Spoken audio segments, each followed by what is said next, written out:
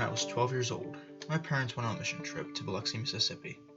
I really wanted to go because I thought it would be fun to spend a week helping to build a house with some great people. Fast forward 5 years, and I am now 17 and legally old enough to go work on a mission trip. My perception had not changed. I still thought I was going on a vacation with a little bit of work on the side. Being a typical 17-year-old, I had no idea what I was getting myself into.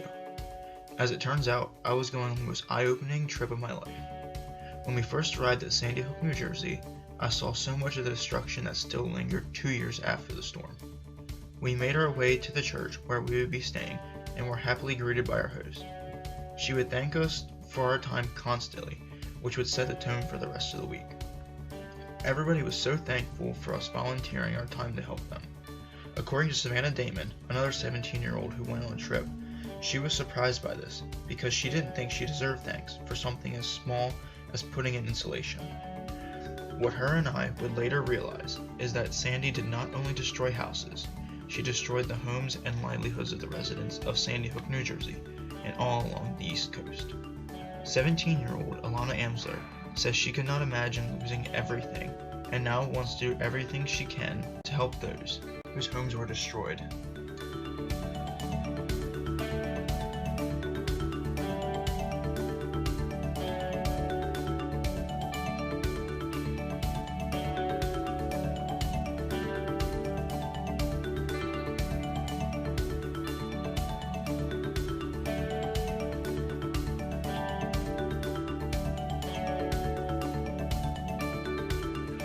One of those things was going to St. Mark's homeless shelter.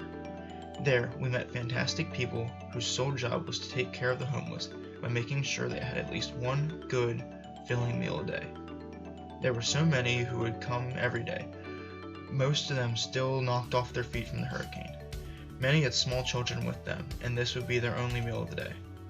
Our job was supposed to be cooking and preparing the food, but there was a lot of downtime when we would talk with the people. I think they needed someone to listen to their story. It was such a cathartic experience for both parties. For them, it was finally getting the traumatic experience off their chest, and for us, as teenagers, hearing a first-hand account of the events that transpired is like no other. So much pain and sadness were recounted in their stories, but there was also a sense of hope.